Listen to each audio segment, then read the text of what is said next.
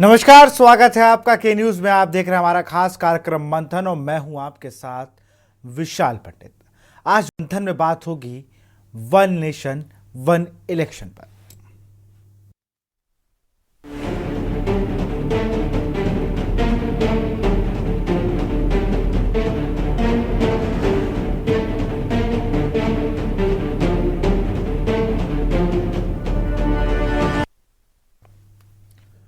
मोदी सरकार ने one nation one election विधेयक को कैबिनेट मीटिंग में मंजूरी दे दी है, जो भारतीय चुनाव प्रणाली में एक महत्वपूर्ण बदलाव की ओर कदम बढ़ाने वाला है।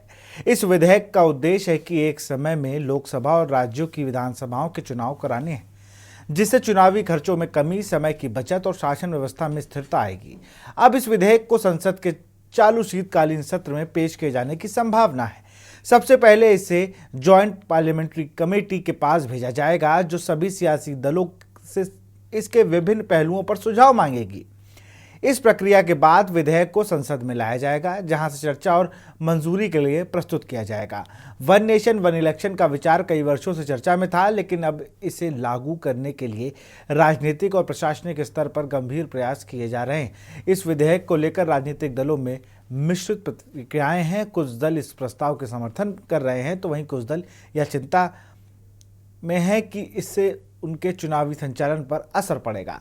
हालांकि मोदी सरकार का कहना है कि इस विधेयक से चुनावी प्रक्रिया में पारदर्शिता आएगी और यह देश के विकास के लिए आवश्यक है।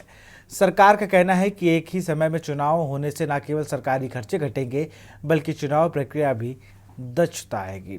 राजनीतिक दलों का क्या कुछ कहना है, एक बार ये सुन लेते हैं। मोदी सरकार में एक ही नारा है, one nation one Adani.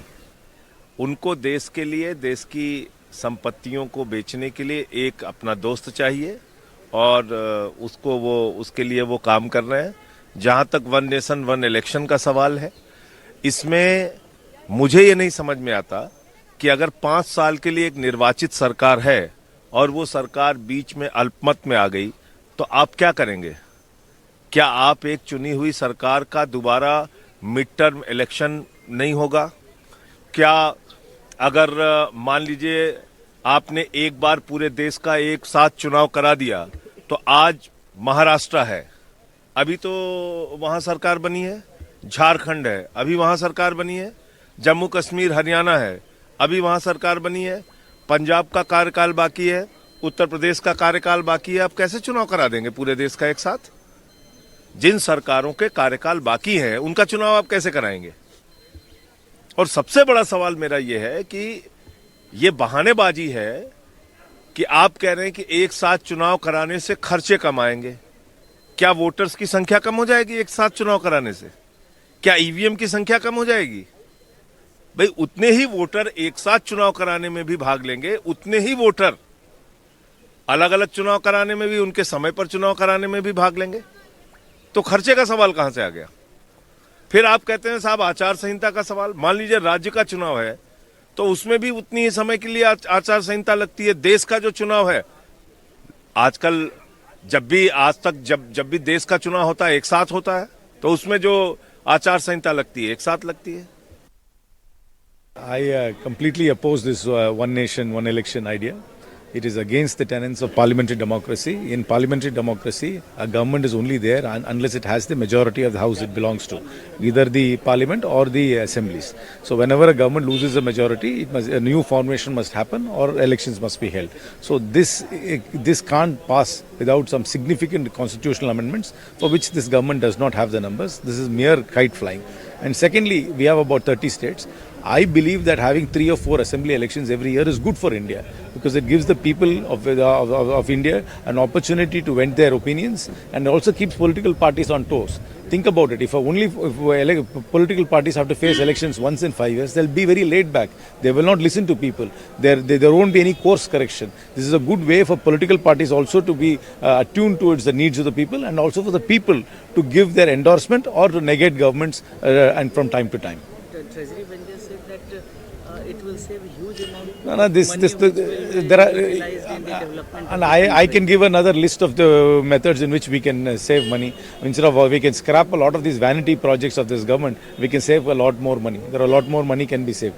Having 3 or 4 assembly elections every year is no drain on exchequer. It is good for democracy. People will have a right to either reject or to endorse governments and political parties and their positions, and political parties also will be on their toes instead of just meeting the people once in 5 years. Well, I have already mentioned earlier that on One Nation, One Election, what are the areas of concern has to be delineated, greater consultation has to be done, and especially when it comes to One Nation, One Election, what happens when there is a lack of majority? What happens when there is a hung parliament or hung assembly? What happens when a government midway loses its confidence and there is a motion of no confidence comes? So I think there are several key issues which are constitutionally demanding and have not been addressed so far in One Nation, One Election. I believe wider consultations and dialogue needs to be done with political parties, with various state legislatures, and then probably we can come down to look at what are the merits and demerits of One Nation, One Election. सवाल ये है कि किस तरीके से जो constitutional mandate यहाँ से भी सीक करना है, फिर बाकी सारी स्टेट असेंबलीज में रेटिफाई करना पड़ेगा. क्या स्टेट असेंबली से डिस्कशन हुआ है, बाकी सारी स्टेट गवर्नमेंट से डिस्कशन हुआ है इसके बारे में? दूसरा, कैसे चुनावी प्रक्रिया की जाएगी, मैन पावर रिक्वायरमेंट, एक्सपेंसेस जो होंगे, ईवीएम मशीन्स हैं, वीवीपैट मशीन्स हैं, पूरी व्यवस्था है कि किस तरीके से लागू होगी, ये सारा देखने वाली चीज़ होगी एक बार जब बिल सामने आएगा. इससे उद्देश्य की प्राप्ति नहीं होगी किसी भी तरह से, क्योंकि जो है जब तक हाउस भंग करके आप फिर बाई इलेक्शन करो तो इलेक्शन हो गए ना. खड़गे जी ने एक पत्र लिखा था पहले. हाँ, खड़गे जी वगैरह सब कहा कि ये ठीक नहीं है, उन्होंने विरोध किया था, पार्टी इसको विरोध कर रही है क्योंकि ये मौजूदा जो प्रावधानों से संभव नहीं है. वन नेशन 3 पेंशन वाले वन नेशन वन इलेक्शन की बात कर रहे हैं, और उसी वन नेशन में मणिपुर भी है. देश को सोचना होगा कि किस तरफ ले जा रहे हैं ये लोग. जब बिल सदन में आएगा तो हम अपना रुख स्पष्ट करेंगे. देखिए, बढ़िया है वन नेशन वन इलेक्शन, देश का हित है, इसमें देश का फायदा है. बार बार चुनाव होते हैं, आचार संहिता लगती है, जब चाहे राज्यों के हो चाहे केंद्र की योजनाएं हैं उसमें कठिनाई होती है. तो वन नेशन वन इलेक्शन से फायदा, और सबसे बड़ा जनता के पैसे की बचत होगी और देश का विकास है वो तेजी से बढ़ेगा आगे. विपक्ष का कहना है कि जब पूरे देश में हर राज्य में एक साथ चुनाव नहीं हो पाते देखिए, एक बार में, तो ये कैसे होता है? विपक्ष की तो एक सोच हो गई है नुक्ताचीनी करने की, कुछ न कुछ चाहे कुछ भी हो उसको विरोध करने की और उस पर खामियां निकालने की. तो मेरा मानना है वन नेशन वन इलेक्शन देश हित के अंदर है, जनता के हित में. अब एक बार आपको जीएफएक्स के जरिए बताते हैं क्या है वन नेशन वन इलेक्शन.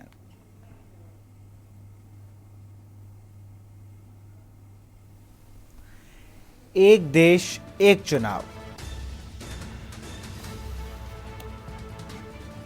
1952 से 1967 तक एक साथ चुनाव हुए. विधानसभाओं के चुनाव होने से परंपरा टूटी. 1967 से 1969 में कई विधानसभाएं भंग हुई.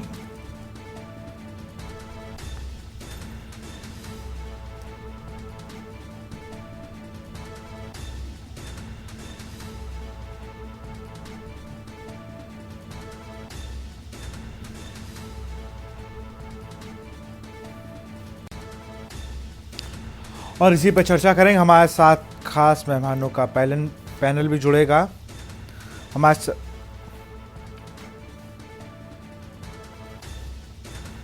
मंजू कुमार हैं, कांग्रेस नेता. रतनमणि डोभाल जी हैं, राजनीतिक विश्लेषक. कुंवर जयपेंद्र सिंह हैं, बीजेपी नेता. के मिश्रा वरिष्ठ पत्रकार. मोहम्मद अब्बास सपा प्रवक्ता. और प्रदीप कोरी हैं, संविधान विशेषज्ञ. सबसे पहले मैं रुख करूंगा प्रदीप कोरी जी का. प्रदीप जी, अगर बात की जाए तो सबसे पहले लोग ये कहते हैं ना कि संविधान खतरे में आजकल बहुत चल रहा है. हम लोग हर दूसरे तीसरे दिन या किसी के मुंह से कहते हैं संविधान के प्रति किसी ने ये कह दिया. आजकल संविधान का अपमान भी लोग बहुत कर रहे हैं. वो चाहे हम महाराष्ट्र की घटना ले लें, आमतौर पे जो लोग कहते रहते हैं. संवैधानिक तौर पर अगर देखा जाए वन नेशन वन इलेक्शन, इसकी क्या प्रतिक्रियाएं हैं, इनको क्या कैसे क्या होता है, ज़रा दर्शकों को बताएं. प्रदीप जी. आज आपके चैनल पे हम सभी जो हमारे सब्सक्राइबर हैं और आपके चैनल देखने वाले हैं, आप सबको बहुत बहुत बधाई कि आप वन नेशन वन इलेक्शन की बात कर रहे हैं। हेलो, जी आपकी आवाज आ रही है, मेरी अपनी आवाज बात आ को रही? पूरा करें। अच्छा, तो आज जो बात चल रही है, ये तो जब देश में संविधान 1952 में लागू हुआ, तभी से एक इलेक्शन तो पहले ही हो रहे थे। लेकिन ये सरकार ये चाहती है, बीजेपी सरकार चाहती है कि देश के असली मुद्दों पर, जो अल्पसंख्यक हैं, जो एससी के लोग हैं, जो बैकवर्ड के लोग हैं, उनके मुद्दों को ना कोई बोले उस मुद्दे पर, तो हम कहीं दूसरी जगह इस मुद्दे को ले जाएं। जैसे वन नेशन वन इलेक्शन की जब बात हो रही है, तो इस इलेक्शन में आप समझिए कि इस बात की क्या ये सरकार गारंटी देगी कि केंद्र सरकार की जो नेक्स्ट इलेक्शन होगा, तो क्या वो पूर्ण बहुमत की सरकार बनेगी? जी। जब अल्पमत की सरकार हो जाएगी, तब उसके बाद कौन सी व्यवस्था करेंगे? उसके बाद इस व्यवस्था में सबसे बड़ी गड़बड़ी ये है कि आप ये कह रहे हैं कि हम पंचायत का भी चुनाव कराएंगे साथ में, शहरी और जो है ग्रामीण का। तो ग्रामीण का तो ऐसे भी संभव नहीं है, क्योंकि जो है ये चुनाव जो होता है वो अलग अलग क्षेत्रों में, अलग अलग वातावरणों में होता है। कहीं सर्दी है, कहीं गर्मी है, तो ये जो है आगे जाकर के फेल हो जाएगा। अच्छा, विपक्ष क्या कर रहा है कि जब रामनाथ कोविंद समिति बनी वन नेशन वन इलेक्शन की, तो सर आपको बताना चाहते हैं कि कहीं भी जो विपक्ष है इस मुद्दे को जो जनता के बीच ले जाना चाहिए, ये वो सोती रही। पूरे जब से ये समिति बनी है, तब से विपक्ष बिल्कुल सोता रहा। जब इसके सर पर जब बिल पास हो जाता है, तब ये चिल्लाने का काम करता है। जैसे अभी जो उपराष्ट्रपति के खिलाफ 14 दिन का टाइम नहीं है, लेकिन वो नोटिस भेज करके रखी है। तो कहीं न कहीं जो विपक्ष है वो मुद्दे को संवैधानिक रूप से पीछे जो है उठा नहीं पा रही है, संवैधानिक रूप से पीछे रह जाती है। जी। संविधान को कोई पढ़ता नहीं है। इस देश में संविधान 1952 में जब लागू हो गया, उसके बाद से संविधान पर कोई भी पार्टी, चाहे वो अखिलेश की पार्टी रही उत्तर प्रदेश में, चाहे मायावती जी रही हो, इन लोगों ने भी संविधान को कहीं स्कूलों में या अपने कैडरों में पढ़ाने का काम नहीं किया। आज जो समस्या है वो सबसे बड़ी समस्या है। जिस देश के संविधान को लोग बचाने की बात करते हैं, उसको बताने की बात नहीं करते हैं।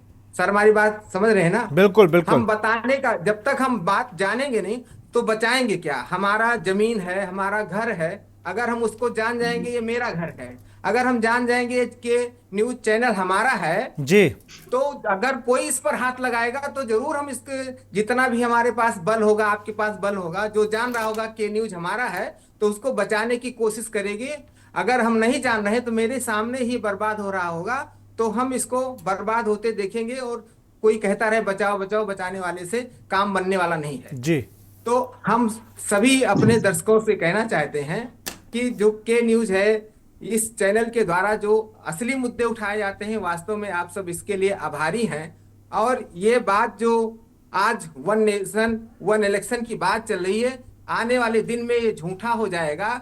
हर राज्यों का चुनाव बहुमत से, इस समय देखिए कई जगह पर जो है बहुमत नहीं हो रहा है। दूसरा नंबर क्या है कि जब तक ईवीएम है, इलेक्ट्रॉनिक वोटिंग मशीन कांग्रेस उठाती है, यही कांग्रेस लेकर के आई।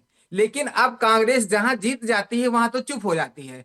कांग्रेस को चाहिए, सभी विपक्ष के लीडरों को चाहिए कि ये जो इलेक्ट्रॉनिक वोटिंग मशीन है, इसके खिलाफ जहां जहां भी इनकी सरकार है, इनको सब जगह रिजाइन दे देना चाहिए। और इलेक्ट्रॉनिक वोटिंग मशीन के खिलाफ आपको मुस्तैदी से खड़ा होंगे, तभी डॉक्टर भीमराव अंबेडकर का, तभी पंडित जवाहरलाल नेहरू का, तभी गांधी जी का ये लोकतंत्र बचने वाला है। और देश के हर नागरिक का लोकतंत्र बचेगा। नहीं तो हम केवल जो है, जैसे चैनल पर आपके सामने हम कैसे लाइव आ गए, आई डोंट नो ये कैसे काम करता है, हमको ये पता नहीं। तो आप वन नेशन वन इलेक्शन के पक्ष में है कि विपक्ष में, ये बता दीजिए मुझे। नहीं, हम तो इसके विपक्ष में एकदम जो है, वन नेशन वन इलेक्शन संभव ही नहीं है। यहाँ इतना हमारे पास, देखिए इलेक्शन के पास कोई अपना ये अधिकार नहीं है, उनके पास कोई पदाधिकारी नहीं है, उनके पास कोई कर्मचारी नहीं है, उनके पास कोई ऑफिसर नहीं है। इसी जो है, जो हमारे पास व्यवस्था है, लोक व्यवस्था है, उसी में से तो हम ढूंढ के लेकर आते हैं। जब पूरा देश चुनाव में लग जाएगा तो कहाँ कहाँ फोर्स जाएगी, कौन लोग उसको जो है इस व्यवस्था को देंगे, कौन वोटिंग मशीन पकड़ेगा, कौन गिनती करेगा, सब तो अव्यवस्थित हो जाएगा। क्या ये संभव है एक दिन एक साथ चुनाव कराना? भारत जो है दुनिया में 7वें नंबर का देश है और आबादी में इस समय नंबर 1 का हो गया है जी। ये असंभव है। इसके लिए हम बार बार कहते हैं कि चाहे वो विपक्ष हो और चाहे पक्ष हो, दोनों लोग मिलकर के फिर से एक बार इस पर बात करना चाहिए और एक सही दिशा में देश को ले जाना चाहिए। 1 इलेक्शन 1 नेशन संभव नहीं है।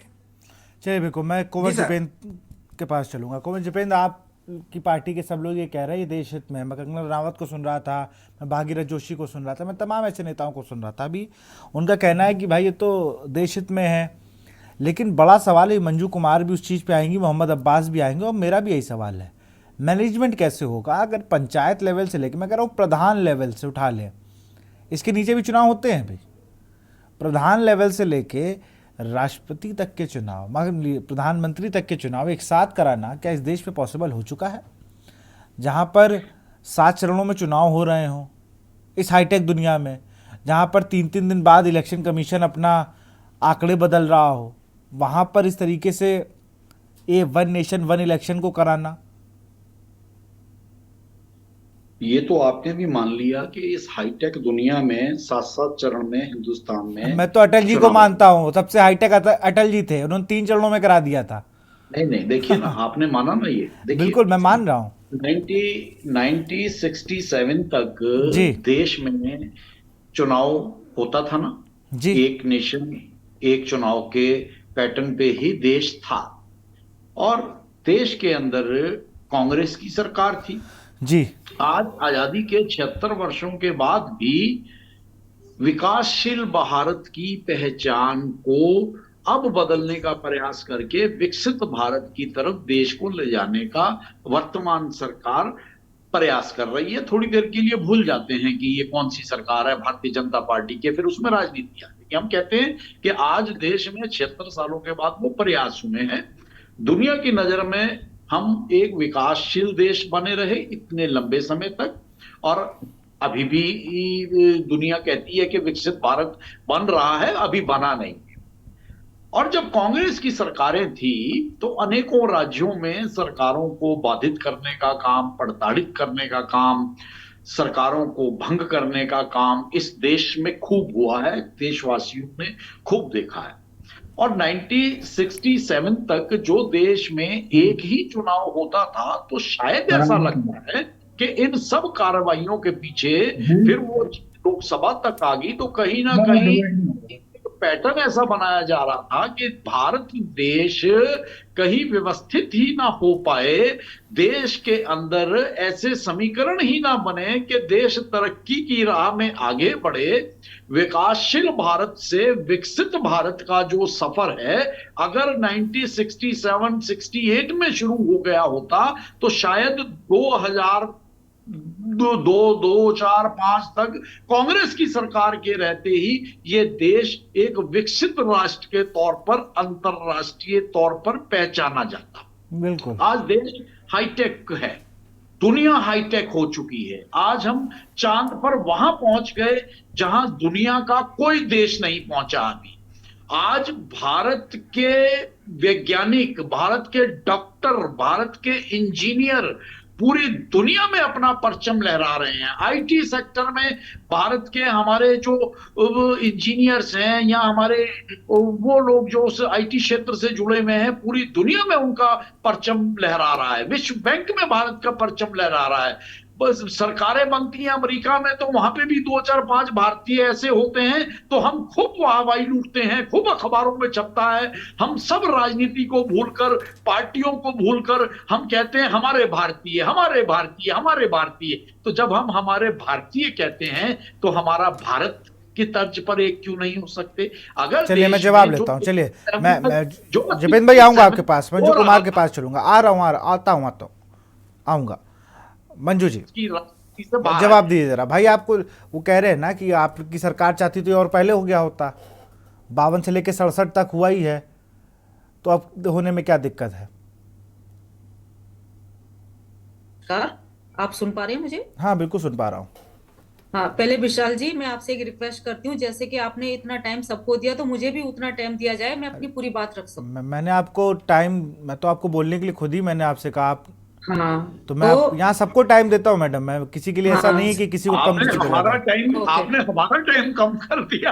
हम और भी कुछ कहना चाहते थे, लेकिन हमें चलो। अब कोई बात नहीं, हमने हमें जितना आपने हमें मौका दिया हम धन्यवाद करते हैं। अच्छा, मैं ये कहना चाहती हूँ विशाल जी कि जी जैसे हमारे बाबा साहब अम्बेडकर जी ने जो संविधान बनाया था, तो अगर उनको पता था कि उनको कुछ आगाज आया होगा कि कुछ दिक्कत होगी भविष्य में, तभी तो उन्होंने वन नेशन वन वो ये इलेक्शन क्यों नहीं किया। तो मोदी सरकार मतलब ये कहना चाहती है कि जितने भी उन्होंने मतलब ये मैडम संविधान 67 बनाए। पर वन मैं नेशन वन पहले तो इलेक्शन जपेन भाई, होते जपेन थे। भाई प्लीज आप पूरी बात प्लीज उनकी हो जाए ना, पूरी बात हो जाए, पहला फेज है डिबेट का, पूरी बात हो जाए ना, फिर मैं आता हूँ आपके पास, आपको जवाब देने का सबको समय दूंगा, ऐसे फिर टाइम बचता नहीं हमारे पास। आऊंगा जपेन तो भाई अब आपके ये पास। जो हाँ हाँ, अब जैसे मोदी सरकार ये जो कर रही है तो ये गलत कर रही है, और इसमें हमारी जनता का भला नहीं है। और देखो, पहले निगम के चुनाव होते हैं, फिर विधानसभा होते हैं, फिर लोकसभा होते हैं, ठीक है। अगर निगम पार्षद कुछ काम नहीं करता है तो वो सोच लेती है कि अब विधानसभा के चुनाव होंगे तो हम उसका जवाब देंगे, या फिर विधानसभा में कुछ वो एमएलए काम नहीं करता है तो वो उस टाइम मूड बना लेती है जी विधानसभा की जनता के हम लोकसभा में जवाब देंगे। अगर एक बार में सारे चुनाव हो जाएंगे तो ये जो जनता है ये तो मतलब अपना दुखड़ा लेके कहाँ जाएगी, 5 साल तक वेट करेगी। फॉर एग्जाम्पल, अगर गंदा पानी आता है तो 5 साल तक वो गंदा पानी पिएगी, वो किसके पास जाएगी। वो तो बस ये मोदी सरकार तो ये चाहती है ना, बस एक बार हम जनता के पास जाएं, अपना हाथ जोड़ें, या आपने जो देश करें। को 2014 तक गंदा पानी पिलाया। नहीं नहीं नहीं, हमने 2014 के नहीं हमने बाद नहीं से पिलाया। आज देखिए लोगों को घर भी आपने मिल कितना रहे हैं, दिल्ली को लोगों को पूरा टॉयलेट भी मिल रहे हैं जो आप दे नहीं सके 2014 तक। दिल्ली में आपने देश क्या में कर आऊंगा जपेन भाई जरा उनकी बात पूरी होने दीजिए, मैं सारे गेस्ट से एक बार सबकी राय ले लूं फिर आऊंगा, फिर मैं सबके सवाल जवाब लूंगा, मैं सबके सवाल जवाब लूंगा। जपेंद्र जी तो बेचारा कि कब तक गंदा आपने 2000 तक पिलाया ना देश को गंदा पानी। नहीं नहीं, हमने नहीं पिलाया, हमने नहीं आप ही पिलाया। की सरकार थी, हम तो 2014 में शुरू अभी हुए हैं। देखिए, आज देश की आप- तस्वीर बदल रही है, आप वॉक करने विकासशील भारत से विकसित भारत के रास्ते पर आगे बढ़ गए हैं, और और उसमें भी मोदी जी हमको मतलब तकलीफ हो ढिंडोरा रही है। पीटते हैं, मतलब मोदी जी ढिंडोरा पीटते हैं कि ये हम देश को आगे लेके जा रहे हैं। क्या देश को आगे लेके जा रहे हैं? आज का युवा कितना बेरोजगार है, और अगर उनको इतना ही मतलब चिंता है देश की, तो फिर जो अगर वो विदेशों से मतलब कंपेयर कर रहे हैं हमारे भारत की, सबको पता है कि हमारा पूर्ण ये अभी विकसित वो नहीं है नहीं हमारा कर रहे भारत। हैं। तो नहीं दुनिया पूर्ण हमारा भारत को भारत खुद अभी अरे विकसित नहीं है। जपेन भाई उनकी बात क्यों, मैं और भी गेस्ट के पास जाऊंगा ना, मंजू जल्दी अपनी बात को खत्म करें, फिर टाइम इसी में निकल जाता है। और उसका बेबुनियादी बात होगी तो कैसे नहीं, सुनी नहीं। जा सकती है? तो माफी फिर चाहेंगे। जनता को मतलब गुमराह ना करें। अगर उनको विदेशों वाली मतलब नीति अपने हमारे भारत में मतलब लागू करनी है तो कुछ सब चीजें लागू करें ना। जनता को जो भी हमारे बेरोजगार हैं उनका जो ठेकेदारी है उसको डॉलर में तनख्वाह दे, फिर अपने आप ही मतलब हमारा भारत अमीर हो जाएगा। मतलब इस चाहती चीज है ना में आपको आपके करना है। डॉलर में तनख्वाह मिले नहीं भारतवासियों नहीं को। नहीं नहीं, फिर तो पूरा इंतजार अगर करिए, उनको विदेश तो से सहयोग ये करिए। कंपेयर करना है ना। चाहती है अरे ना मैं तो ये चाहता हूं ना डॉलर में तनख्वाह ना मिले, लेकिन जो डॉलर की स्थिति है वो रुपए की स्थिति हो जाए। मेरी गुजारिश है कि थोड़ा व्यवस्थित करें ना, तो मैं चलिए मैं दोनों लोग को रोकूंगा, मोहम्मद अब्बास का रुख करूंगा, समाजवादी पार्टी के प्रवक्ता हमारे साथ जुड़े, मैं माफी के साथ रोकूंगा, मैं माफी के पूरा साथ मौका देते हैं, 2 मिनट ये चुप होकर बैठ जाए, अपनी बात इन्होंने करी।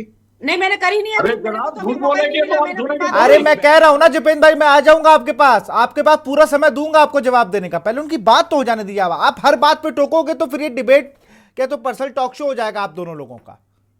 इसने दम तोड़ दिया। गूगल उस सर्च खून करोगे का सबसे उन्होंने बड़ा पास झूठा नहीं कौन किया। है वो बता देता है। अब आप बता रहे हो सच्चा झूठा कौन है, बहन आप नहीं बोलिए। नहीं, आपको तो नहीं। चलिए आप मंजू इस जी चीज जल्दी से क्यों बोलिए, मतलब- मंजू जी जल्दी से अपनी बात को मैं रखें। ये कह रही हूँ, उनकी ये मोदी सरकार की कैबिनेट ने अभी जैसे बिल लेके आए हैं तो उसको पास कराने के लिए सारे रणनीति बना रहे हैं, लेकिन हमारे किसानों ने अपनी मांगों को लेकर दिल्ली की दहलीज पे भारत के किसानों ने दम तोड़ दिया। इस कैबिनेट को सुनाई नहीं दिया था उस टाइम कि मेरे भारत के किसान दम तोड़ रहे हैं, उनके लिए कील लगा रहे हैं, उनके लिए गड्ढे खोद रहे हैं। ये कैसा भारत है? ऐसा भारत है ये क्या हो रहा है? सबने संवेदना व्यक्त करी, नहीं, हमारा सरकार समय ने बहुत अच्छा था। संवेदना आज व्यक्त हम करी। देश को ही लेके आए हो ना। आप ये सारे लोग हमारे आप लोगों काम की करे हुए हैं। सरकार तो हत्यारी सरकार थी। नहीं, कोई हत्यारी सरकार नहीं आप लोगों हमारी, की आप लोगों ने लोग मरवा दिए, हमारे देश ने ही हमारी हम करवाया, हमारे शर्म होनी चाहिए आप चलिए लोगों को। आप दोनों को रोकूंगा, इसके बाद मैं मोहम्मद अब्बास का रुख करूंगा, लेकिन यहां पर वक्त है एक छोटे से ब्रेक का।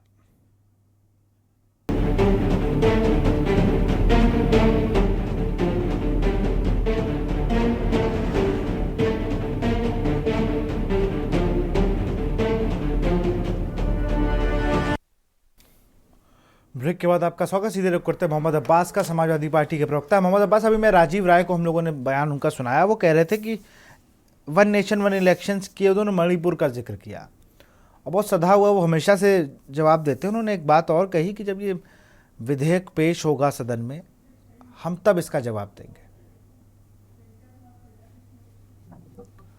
मोहम्मद अब्बास, ये जो बिल है जी, बाबा भीमराव अंबेडकर जी ने जो संविधान बनाया था, संविधान के अनुसार से चुनावों की व्याख्या कर दी गई थी।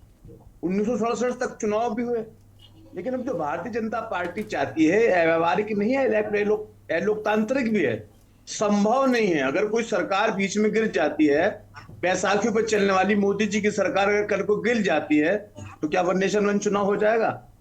जिस सरकार से महाराष्ट्र, झारखंड और जम्मू कश्मीर और आपका हरियाणा के चुनाव एक साथ होने, तो जो 4 राज्यों के चुनाव एक साथ नहीं करा पाई, मतदान के लिए वोटर अपने सिस्टम के, अपनी सुविधा के अनुसार आगे पीछे करते रहे मतदान, वो सरकार कराएगी।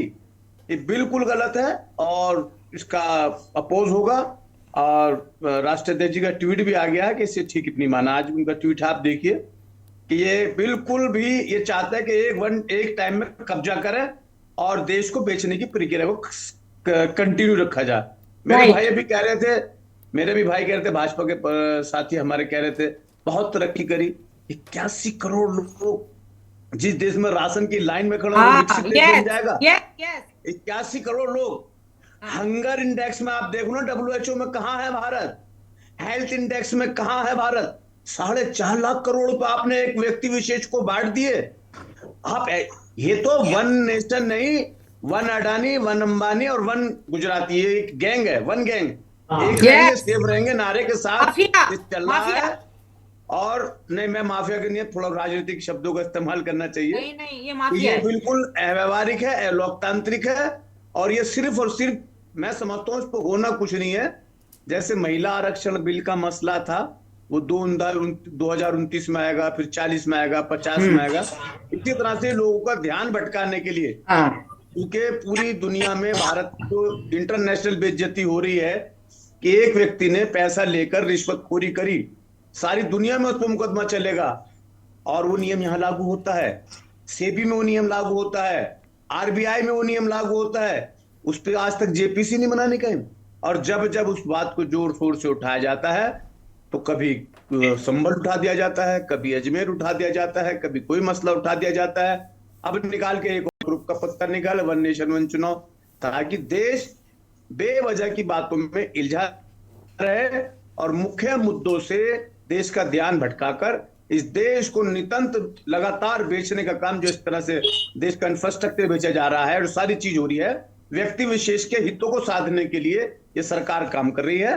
और ये बिल अव्यवहारिक है, लोकतांत्रिक है। और ये बिल जैसे बहुत सारे बिल इनके हैं, ये सब सिर्फ घुमाने के लिए है। क्योंकि भारतीय जनता पार्टी तो खुद समय समय पर सरकार पर कब्जा करती है, सरकार गिराती है, बनाती है। अगर कोई इनके मतलब की ना हो तो हॉर्स ट्रेडिंग करती। क्या कुछ नहीं करा। अभी हमारे साथी कह रहे थे कि कांग्रेस के, हाँ कांग्रेस ने गिराया, इमरजेंसी लगाई है, लेकिन जितनी इस सरकारों को अलर्ट पलट करने का काम भारतीय जनता पार्टी ने करा है, तो मान का काम है।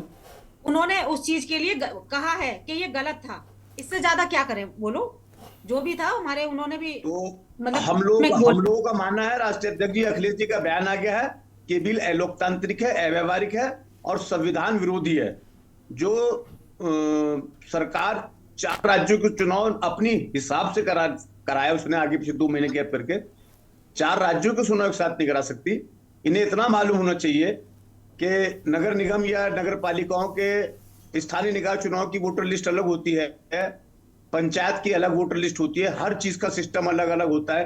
ये किस तरह से एक साथ करा देंगे?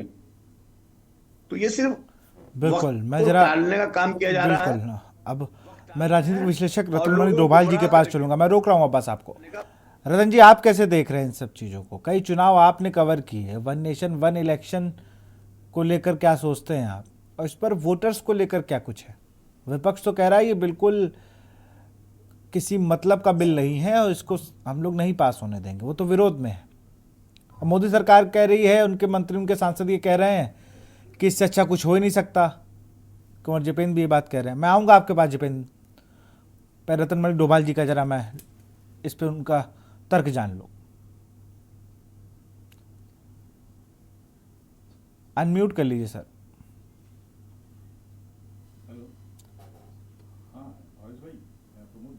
आवाज आ रही है आपको? बिल्कुल आ रही है। देखिए विशाल जी, मैं सब लोगों को सुन रहा था। मैं अगर आपको बुरा ना लगे आपको, मैं आपकी इजाजत से ये कहना चाह रहा हूँ कि इससे बड़ा पागलपन कुछ नहीं हो सकता आज की तारीख में, कि आप एन के इन परकेन जो लोगों के जो सवाल हैं, जो मुद्दे हैं, जो पूरे देश में भी हैं, विदेश में भी चल रहे हैं, और उन सबसे ये इसमें मास्टर माइंड है इनका, वो कुमूल मुद्दों से ध्यान भटकाने के लिए कुछ ना कुछ ऐसा चीज ले आते हैं कि लोग उसमें उलझ जाएं। हम भी उसी पे बहस कर रहे हैं जो उन्होंने परोस दिया है कि ये है साहब आपका एजेंडा, इस पर चर्चा करो आप। और जो कल तक जो चर्चा हो रही थी वो गायब हो गए। मैं ये कह रहा हूँ कि अभी जो हमारे मैं जिस प्रदेश का रहने वाला हूँ, उसमें तो 1 साल से नगर निगम के चुनाव नहीं हो पा रहे भाई। हमारे पंचायतों के तरह से जो पंचायतों के चुनाव नहीं हो रहे हैं, जो वही लोग यहाँ सत्ता में बैठे हैं, कोई दूसरा नहीं है, लेकिन वो चुनाव नहीं करा पा रहे हैं। अभी जो विधानसभा जो उपचुनाव हुए उत्तर प्रदेश में, आपने अपनी सुविधा के अनुसार 13 नवंबर के बजाय उसकी डेट बढ़ा दी उपचुनाव की भी 20 नवंबर को। आप वो उपचुनाव भी एक साथ नहीं करा सकते? तो आप इतने बड़े देश में संविधान के खिलाफ क्यों जब 67 तक चुनाव एक साथ हो रहे थे तो फिर क्यों नहीं हुए? फिर उसके बाद क्यों बदले? ये देश की आवश्यकता थी। कांग्रेस ने बदला था, हमने नहीं बदला। अरे किसी ने भी बदला, जरूरत थी ना उसकी। आप होते तो आप भी यही करते। मैं कांग्रेस के और भाजपा की बात नहीं कर रहा हूँ, संविधान की बात कर रहा हूँ। ये संविधान में जब बाबा साहब अम्बेडकर ने संविधान का मसौदा जब संविधान सभा में प्रस्तुत किया था, तो उन्होंने बोला था इस सारी चीजों को, और उसमें लिखा हुआ है, उन्होंने कहा कि वन वोट का अधिकार हम दे रहे हैं इसमें। लेकिन हम आपको ये हमारी कोशिश के बावजूद हम आपको वन मैन वन वैल्यू का अधिकार नहीं दे पाए हैं, और ये राजनीतिक परिवर्तन से होगा। तो क्या वो हुआ? अभी तक भी नहीं हुआ। राजा रंग का वोट का अधिकार तो है, अडानी का भी वही मूल्य वोट का है, मेरा वोट का भी वही मूल्य है। ये तो संविधान सम्मत बात है। लेकिन अब आपको संविधान, और ये मैं आपको याद दिला रहा हूँ, ये जब आदरणीय वाजपेयी जी प्रधानमंत्री थे, तब से ये प्रयास शुरू हो गया था कि ये संसदीय प्रणाली को खत्म करो, हम राष्ट्रपति प्रणाली की तरफ जा रहे हैं। उसी एजेंडा पे इस देश में, इतने बड़े देश में, विशाल जो देश है जहाँ की जलवायु अलग है, कहीं कहीं हो रहा है, कहीं बर्फ पड़ रही है, कहीं कुछ, उसमें आप वन वो कर रहे हैं। तो ये खाली सगुफा है, चीजों से ध्यान भटकाने के लिए ये सब किया जा रहा है। आपने पूर्व राष्ट्रपति जी रामनाथ कोविंद जी के उसमें एक कमेटी बना दी, जैसे आपने उनसे कहना था उन्होंने कह दिया, आपको दे दिए वो सिफारिश, आपने अपने कैबिनेट में वो पास कर दिया। उसका अभी लंबा सवाल है। सवाल ये है कि आज जो लोगों के सवाल हैं, उन सवालों पर चर्चा करने के बजाय हम ये फजूल के सवालों पर चर्चा कर रहे हैं, जो हो नहीं सकता, देश में संभव नहीं है, देश उसकी इजाजत नहीं देता आपको। और आप ये चीजें लोगों पर थोप रहे हैं, उनकी चर्चा पे, उनके सवालों से अलग करके। मेरा ये कहना है इसमें कि एक सीधा सीधा ये रास्ता इनका तानाशाही की तरफ जाता है। ये लोकतंत्र को में ये अपने आप को पीड़ित समझ रहे हैं कि ये लोकतांत्रिक व्यवस्था में लोगों को तमाम सवालों के जवाब देने पड़ते हैं। ये लोगों के सवालों से बचने के लिए इस तरीके की व्यवस्था कायम करना चाहते हैं कि हमें कोई सवाल ना दे। और अंततः मैं ये खतरा लगता है, हो सकता है कि ना हो, कि ये इस जो हमारी लोकतांत्रिक प्रणाली है, ये जो अधिकार हमको मिला हुआ है, ये इस अधिकार को भी छीनने का प्रयास करेंगे और इस प्रणाली को, ये संसदीय प्रणाली को खत्म करके वो राष्ट्रपति प्रणाली की तरफ जाएंगे कि बहुसंख्यकवाद की हमको राजनीति करनी है। यही तो एजेंडा है, यही एजेंडा। बात मैं के मिश्रा का रुक करूंगा, रतन जी मैं आपको रुकूं, के मिश्रा का रुक करूंगा। के मिश्रा जी, आप कैसे देखते हैं इस विधेयक को? कैबिनेट ने मंजूरी दे दी है, अब वो सदन में आना है। आपने सारे दलों को सुन लिया, राजनीतिक विशेषज्ञ को सुन लिया, संविधान विशेषज्ञ को भी सुन लिया, वरिष्ठ पत्रकार के तौर पर आप क्या सोचते हैं? देखिए भाई साहब, आपको बहुत बहुत धन्यवाद जो आपने इस मुद्दे को उठाया है। वैसे भाजपा ने ये गलत काम किया है, इससे कोई देश का भला नहीं होने वाला है। पहले वन एजुकेशन, वन वेतन, ये सब करना चाहिए था। बिल्कुल, बहुत अच्छी बात कही आपने। चलिए, एजुकेशन में बात तो करी किसी ने। आप देख लीजिए कि प्राइवेट कॉन्वेंट में पढ़ने वाले बच्चे की फीस कितनी लगती है, उसकी किताब कितनी महंगी है, प्राइमरी में क्या लगती है, डिग्री कॉलेज क्या लगती है, ये सब पहले करना चाहिए। कैसे करा सकते हैं? एक ग्राम पंचायत का प्रधान का चुनाव होता है, उसके बाद मेंबर का चुनाव होता है, बीडीसी का चुनाव होता है, जिला पंचायत का चुनाव होता है, फिर एमएलए एमपी ब्लॉक प्रमुख का चुनाव होता है। कैसे हो सकता है? असंभव काम है, ऐसा कुछ नहीं करना। इनको सबसे पहले एजुकेशन को एक करनी चाहिए। जो केरला का बच्चा पढ़ रहा है वही बच्चा हमारा कश्मीर का पढ़ना चाहिए, वही बच्चा बिहार का पढ़ना चाहिए, बांग्लादेश का बंगाल का पढ़ना चाहिए, चंडीगढ़ का पढ़ना चाहिए। ये चीज, इसको तो आप कर नहीं पा रहे हैं। ये आप देखिए एनसीईआरटी की बुकें कितनी सस्ती हैं, 20 रुपए की, 15 रुपए की, 10 रुपए की हैं। और वहीं देखिए कॉन्वेंट का बच्चा पढ़ता है, उसकी किताबें, पतली सी किताबें 250, 300, 500 रुपए की है। आप पहले एजुकेशन को एक कीजिए, टॉप टू बॉटम पहले एजुकेशन। जब हम एजुकेटेड हो जाएंगे तो वन नेशन वन इलेक्शन से कोई मतलब ही नहीं है। क्या मतलब है भाई आपको एक ही बार चुनाव कराने के लिए? अरे आप मान लो एमएलए एमपी का कराइए, ठीक है, पहले होता था, लेकिन ये कैसे आप प्रधान का करा सकते हैं, कैसे बीडीसी करा सकते हैं, कैसे जिला पंचायत करा सकते हैं, कैसे करा सकते हैं आप? ये इतनी बड़ी कुवत नहीं है। और ये बहुत डिफिकल्ट चुनाव होता है। गांव का चुनाव का एंगल अलग होता है, विधानसभा के चुनाव का एंगल अलग होता है, लोकसभा का एंगल अलग होता है। अभी मैडम ने बताया था कि बात सही है, कैसे करा सकते हैं? ये गलत बात है और ये भाजपा का ये अलोकतांत्रिक कार्य है और जबरदस्ती थोपा जा रहा है। ना जनता से पूछा गया, ना किसी से पूछा गया है। ये गलत बात है। आप अगर हम कहते हैं कि मैं जनता का सरबराहकार हूं, मैं जनता के लिए ही सब काम कर रहा हूं, मेरे कोई नहीं है, तो आप जनता से पूछ लो भैया ना। आप अपने ही नेताओं से पूछ लो, भाजपा के नेताओं से पूछ लो, आप अपने ब्लॉक प्रमुखों से पूछ लीजिए, अपने जिला पंचायत से पूछ लीजिए। हमारी तो आज बात हुई अयोध्या में 2-3 लोगों, उन्होंने कहा ये गलत हो गया है, कैसे हो पाएगा चुनाव? लेकिन भाई सत्ता है, सत्ता के खिलाफ कोई बोल नहीं सकता है। तो उनके नेता सत्ता के खिलाफ कोई बोले, कोई एक मैंने बचपन में कहानी पढ़ी, मर गया है राजा से, कोई हाथी मरने की बात नहीं बता रहा है। कोई कह रहा है सूंड नहीं उठा रही, कोई पैर नहीं उठा रही, कोई पूछ, क्या मतलब इसमें? क्यों नहीं भाजपा के नेता जो इलेक्टेड जो पर्सन कहे जाते हैं वो क्यों नहीं सही बात अपने नेताओं को बताएं कि हकीकत क्या है? गांव की स्थिति इतनी खराब है, बताते हैं कृषि का उत्पादन दुगना तिगुना हो गया है। आपसे बता दो, लोग झटका लगाए हैं, तार लगाए हैं, इसके बाद नील गाय जिसे आप बनरोज कहते हो, कूदूर की फसलें चौपट कर दे रहे हैं। हर साल उत्पादन गिरता जा रहा है। इसको आप बाद में कर लेते, इसके लिए कोई बहुत इलेक्शन ही सबसे बड़ा चीज है। पहले हमको शिक्षा चाहिए, हमारा पेट भरना चाहिए, हमको रोजगार चाहिए। मेरे समझ से एक बाबू की तनख्वाह एजुकेशन विभाग की अलग है, इलेक्ट्रिसिटी बोर्ड की अलग है, नगर निगम की अलग है। इसको तो आप एक कर ही नहीं पा रहे हैं, एक प्रदेश में कर ही नहीं पा रहे हैं। एक प्रोफेसर की, हमारे अवध विद्यालय के वेतन अलग, एक प्रोफेसर का डीओ अलग है। कैसे हो सकता है? आखिर डिग्री है, वही एजुकेशन है, सब कुछ है। अरे मैं ये चलिए मैं इसको लेता हूं, रेट है, चीज अलग है। अरे जिसके लिए हम लोगों ने सरकारें बदली ना, पेट्रोल के रेट अलग हैं, सिलेंडर के रेट अलग हैं।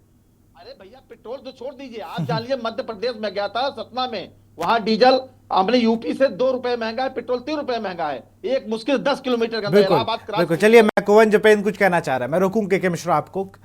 जी जिपेन भाई अपनी बात रखें।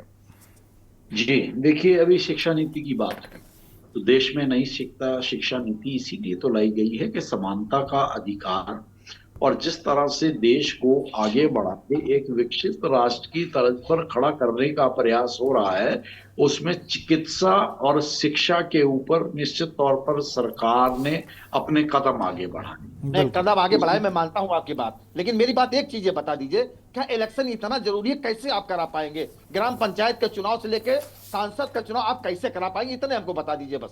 मिश्रा जी, आपकी शंका ठीक है, हम समझ सकते हैं, और इस देश के अंदर लाखों लोगों की ये शंका हो, लेकिन क्या दुनिया के अंदर आज ऐसे देश नहीं है जहां एक ही चुनाव होता है? व्यवस्थाएं हैं ना उनकी। हम बहुत एक हेल्दी देश हैं,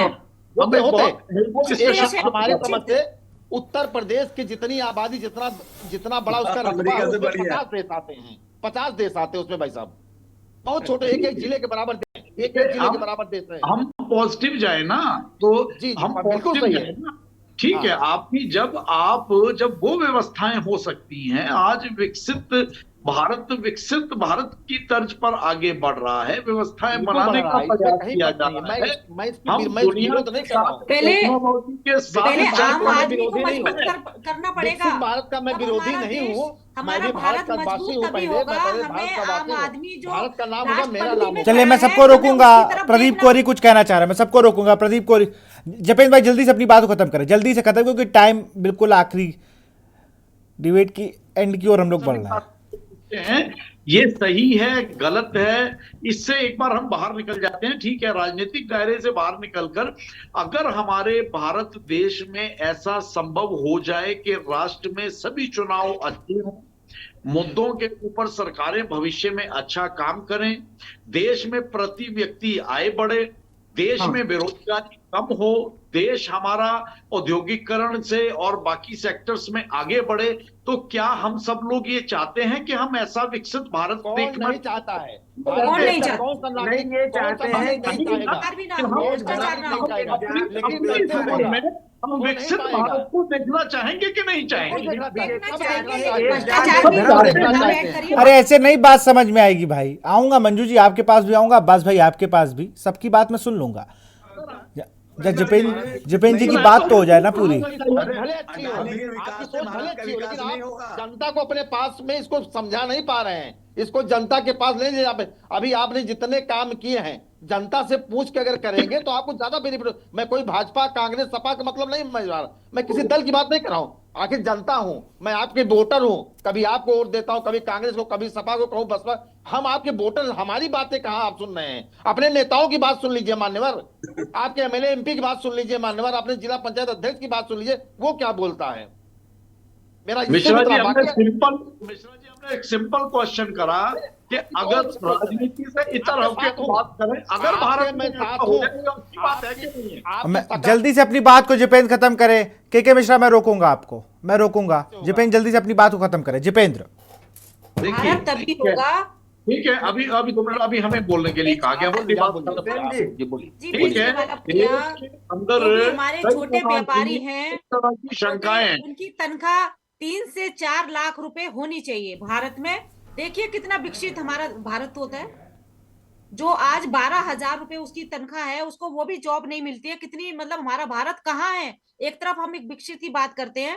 देखिए मैं आपसे इस चीज का मैं वो नहीं विरोध नहीं कर रही हूँ, आप मेरे सहयोगी हैं, लेकिन जहाँ जो सच्चाई है उससे हम धुतला नहीं सकते।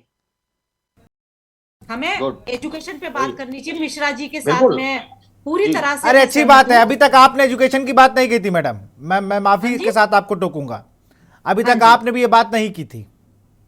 नहीं, अगर नहीं की थी तो मैं कर रही हूँ ना। हाँ, अब मुझे अच्छा लगा कि आपने मिश्रा जी की बात को आगे लिया, लेकिन जपेंद्र आखिरी 10 सेकंड है आपके पास। मैं आपका विरोध नहीं कर रहा हूं, लेकिन मैं पार्टियों के रुख की बात कर रहा हूं।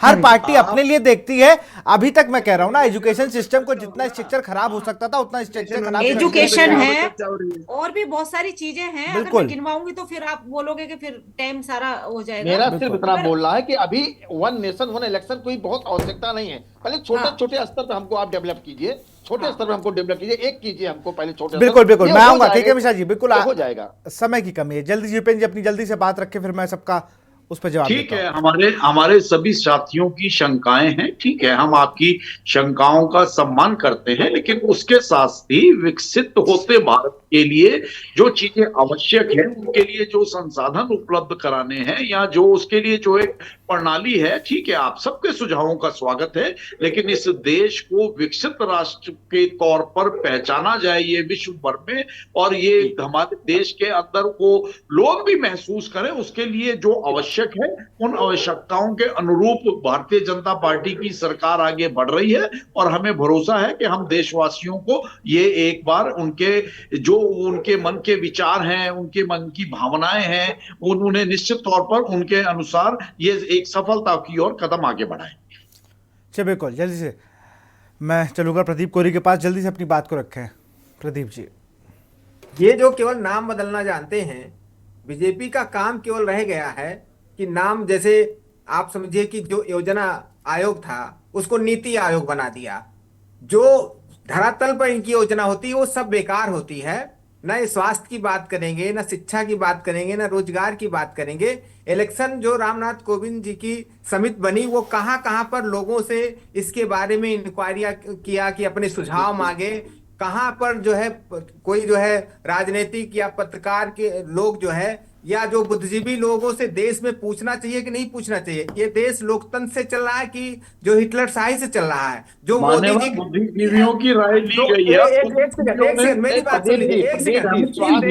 काफी काम हुआ है, स्वास्थ्य में काफी काम हो रहा है, भ्रष्टाचार पर अंकुश और अधिकारियों की मनमानी पर अंकुश नहीं लगा पा रही है भाजपा। इस देश में 2011 के बाद जो है जनगणना नहीं हो पा रही है, वो आप जनगणना नहीं करा पा रहे हैं पूरे देश से, तो आप जो है इलेक्शन कैसे कराएंगे?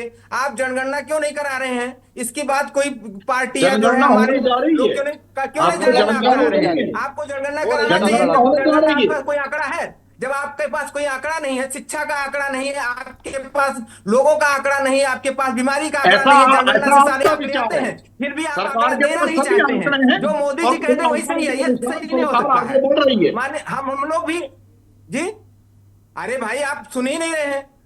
आप कोई भी चीज जो है, जब इस देश में कोई चीज होता है, जैसे आपने बहुत पहले हम लोग जब पढ़ते थे तो हमारे यहाँ रोजगार दफ्तर होता था, आपने रोजगार दफ्तर बंद कर दिया। इससे जो एजुकेशन के लोग हैं वो उसको पता ही नहीं चलेगा कौन लोग बीटेक है, कौन लोग पॉलिटेक्निक है, कौन लोग एमए बीए हैं। आप उनको नौकरी नहीं देते हैं। जब आप सारे संस्था को बंद कर दे रहे हैं, जो हमको पीछे से ग्राफ देते हैं कि कहां कहां से बेरोजगारी है, कहां कहां से जो है कमियां आ रही हैं, तो उसको तो आप बंद कर दे रहे हैं। आप 14 साल से जो ऊपर हो गए, आप 21 में करना चाहिए था, अभी 25 होने जा रहा है। आप जनगणना क्यों नहीं करा रहे हैं? केवल इसलिए कि जातीय जनगणना नहीं होगी, रोक। अरे भाई जातीय गणना मत कराइए, कम से कम जनगणना तो अपने देश का आंकड़ा तो बताइए ना, कितनी जनसंख्या हो गई। मोदी जी जो कहते हैं वही आंकड़ा आप पेश करते हैं। क्यों पेश करते हैं? और विपक्ष से भी कहना चाहती हूँ, अब वो कहते हैं 140 125 करोड़ कभी कहा, आप कहते हैं 140 करोड़ जनता का सलाम। अरे वो आंकड़ा मोदी जी कहां सपने में आ गया क्या आपको?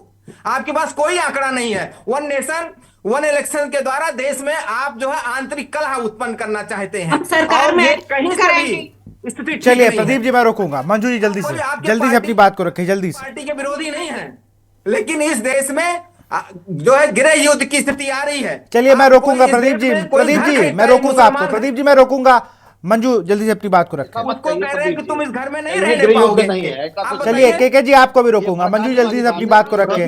मैं आप दोनों को रोकूंगा। जिपेन जी चलिए प्रदीप जी मैं आपको रोकूंगा, मंजू जी अपनी बात को रखें। मंजू जी अपनी बात को रखें। कला नहीं आएगी, आप सोचिए ना। अभी एक मत प्रदीप जी मुद्दे से मत भटके भाई, मुद्दे से मत भटके। मुद्दा जो हमारा है उस पर ही रहने दे। चलिए उसको लोग रहने नहीं देते। अरे आप मुद्दे पे रहो भाई, आप तो मुद्दे पे रहो। जब आप मुद्दे पे नहीं रहोगे तो औरों को कैसे करोगे? चलिए मैं सबको कहूंगा, मैं प्लीज मंजू जी अपनी बात को रखें जल्दी से। हाँ मैं ये कहना चाहती हूँ कि वन नेशन वन इलेक्शन ये लोकतंत्र की हत्या है, ऐसे नहीं होना चाहिए। इसमें जो हमारा जो आम आदमी है उसके साथ धोखा है, क्योंकि वो अपनी बात रख ही नहीं पाएगा पूरे 5 साल तक। मतलब उससे कोई दिक्कत होगी, जैसे मैं फिर उसी बात को दोहरा रही हूँ, वो कहाँ जाएगा अपना टुकड़ा लेके? उसको कोई प्रॉब्लम होगी तो कहाँ जाएगा? वो 5 साल तक नहीं वेट कर सकता। तो ये चीज गलत है और ये नहीं होना चाहिए, मैं इसके बिल्कुल खिलाफ हूँ। चलिए मोहम्मद अब्बास फाइनल कमेंट। एक देश एक चुनाव एक छलावा है, जिसके मूल कारण में एक अधिकार की एक लोकतांत्रिक मंशा काम कर रही है। इस चुनावी व्यवस्था के सामूहिक अपहरण की साजिश है। ये लोग चाहते हैं कि अपहरण कर ले, पूरा सिस्टम को कैप्चर कर ले और फिर हम जो चाहें देश में वैसा करें। ये गलत है, गलत है, गलत है। चलिए रतन मणि जी, फाइनल कमेंट आपसे लूंगा, फिर डिबेट को क्लोज करते हैं। मैं दो बातें मैं कहनी है। एक तो ये हाईटेक की बहुत बात हो रही है कि हम चांद पे पहुंच गए हैं, चांद को चूमने भी लग गए हैं, सब हो गया। एक बात तो ये है, इसी में आप ये नहीं देख रहे हैं कि आपको खुशी नहीं है, भी हम आपको इस बात की खुशी नहीं है? नहीं, मुझे मैं बता रहा हूं ना खुशी की बात क्या है कि अभी भी आप चुनाव कराने के लिए चुनाव चिन्ह देना पड़ रहा है आपको। आप नाम से चुनाव नहीं करा देते। ये भी एक सच्चाई है। पॉलिटिकल रिफॉर्म्स भी होने जा रहे हैं। इतनी पॉलिटिकल रिफॉर्म्स कि की आपको चुनाव चिन्ह की जरूरत पड़ रही है। देश की जनता अगर वो चाहती है तो वो भी होंगे। आप पॉलिटिकल रिफॉर्म्स की बात कर रहे हैं। मैं पॉलिटिकल मैं ये कह रहा हूँ कि आज इतना हाईटेक हो गया तो चुनाव चिन्ह की क्यों जरूरत पड़ रही है आपको? इसलिए जरूरत पड़ रही है कि लोग पढ़े लिखे नहीं है हमारे देश में, उनको नाम से नहीं पता चला, चुनाव चिन्ह देना पड़ता है आपको उनके लिए। वो मशीन में भी पहले बैलेट में देना पड़ता था, अब मशीन में भी चुनाव चिन्ह से आप वोटिंग कराते हैं। इससे हाईटेक का आपके मजाक आप बना रहे हैं उसका। दूसरी मुझे एक और बात ये कहनी थी कि इसी नाम पर वन इलेक्शन वन नेशन के ही नाम पर एक लाया गया था जीएसटी, एक देश एक टैक्स। क्या हुआ? क्या आज एक देश एक ही टैक्स है क्या? देश को कितना बड़ा हमने बना दिया। अब ये सोच के देखिए, स्लैब ला रहे हैं देश को आज चलिए बहुत बहुत शुक्रिया आप सभी का, बहुत बहुत शुक्रिया आप सभी का हमसे जुड़ने के लिए। चर्चा को खास बनाने के लिए हम लोग बात कर रहे थे वन नेशन वन इलेक्शन के आकार। अब देखना होगा जब ये विधेयक सदन में लाया जाता है तब क्या होता है। फिलहाल विपक्ष इसके लिए एक साथ खड़ा है और ये कह रहा है इससे कुछ नहीं होने वाला, देश में और भी तमाम चीज़ें जिन्हें पहले इस विधेयक से पहले किया जाना चाहिए। फिलहाल मंथन में इतना ही। देख रहे के न्यूज़ इंडिया। नमस्कार।